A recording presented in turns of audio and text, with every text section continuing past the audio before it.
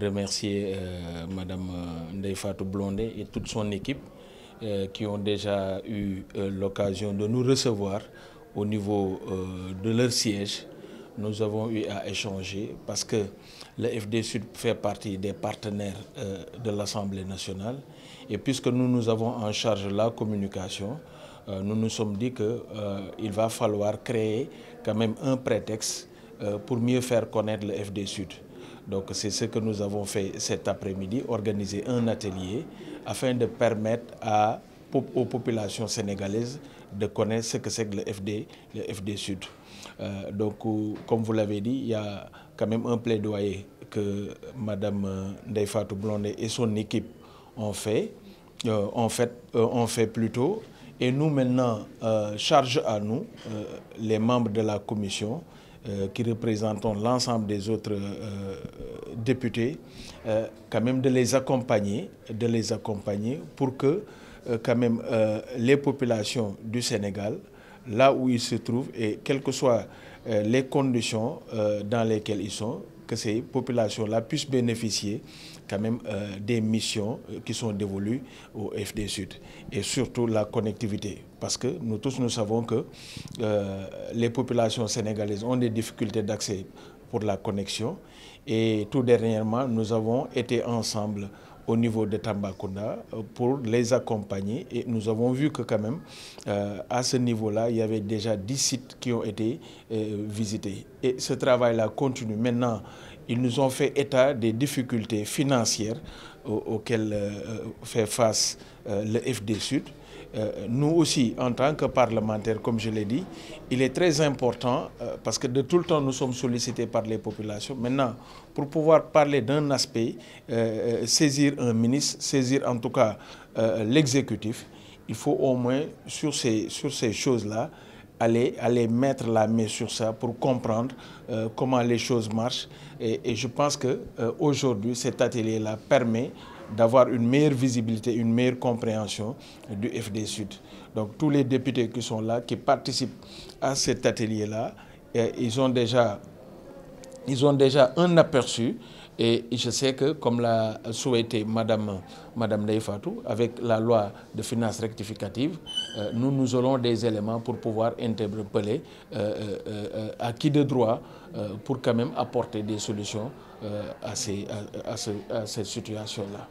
Alors aujourd'hui, nous sommes venus présenter de manière beaucoup plus approfondie le FD Sud aux députés, particulièrement à la commission communication, qui ont bien voulu nous recevoir afin de mieux comprendre la maison, de quoi il s'agit, les activités, les objectifs. Et donc nous avons procédé à cette présentation et nous les remercions de leur attention et de nous avoir invités. Alors nous sommes revenus d'abord sur les missions du FD Sud, à savoir la connectivité et ce qu'on appelle l'inclusion numérique, c'est-à-dire l'appropriation des services numériques par l'administration, la santé, l'éducation, l'agriculture et j'en passe et des meilleurs, mais aussi sa gouvernance dans l'écosystème numérique, que ce soit l'ancrage dans le ministère des télécommunications, que ce soit son articulation avec la RTP et d'autres structures, que ce soit ses relations avec les opérateurs, mais aussi quel est le cadre de son travail.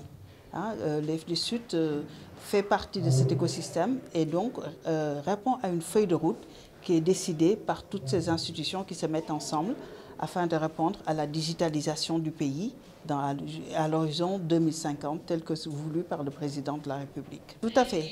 Les défis sont, quand on a de l'ambition, évidemment, il s'agit de trouver les moyens, les moyens de remplir ces ambitions et de faire face. Et donc, nous avons mis 550 localités à connecter, c'est beaucoup. Nous avons des smartphones à donner, à fournir pour du travail, pour de l'usage numérique. Nous avons des applications à développer, que ce soit culturelles, sanitaires.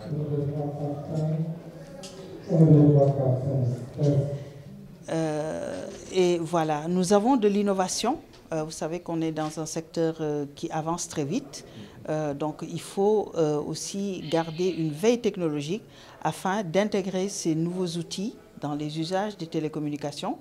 Je rajouterai aussi que nous avons une mission de préserver l'environnement. Parce que vous savez, le numérique est très consommateur d'énergie.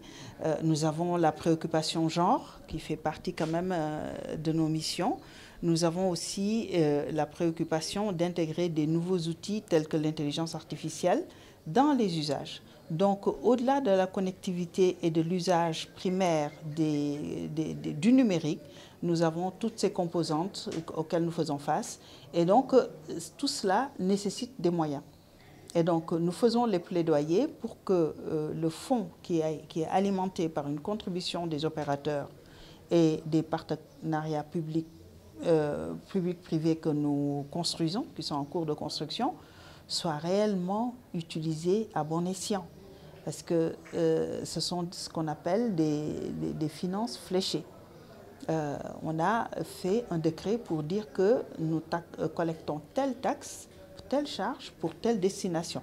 Donc nous venons respectueusement rappeler que c'est le but de la manœuvre et surtout informer les députés qu'il en est ainsi pour qu'ils comprennent que nous avons quand même cette étape à franchir pour pouvoir répondre à leurs demandes parce que beaucoup de députés viennent des départements qui sont assez éloignés avec des difficultés de connectivité, donc ils sont très sensibilisés aux problèmes. Donc nous venons le présenter de manière beaucoup plus claire. Qu'est-ce qui empêche l'accélération de la connectivité au Sénégal? Qu'est-ce qui empêche? C'est vraiment là la question. Nous savons ce qu'il faut faire. Nous avons décidé, nous avons fait beaucoup de conférences, nous avons des benchmarks, nous savons ce qu'il faut faire. Et maintenant, il faut le faire. Donc, nous venons faire le plaidoyer pour le passage à l'action.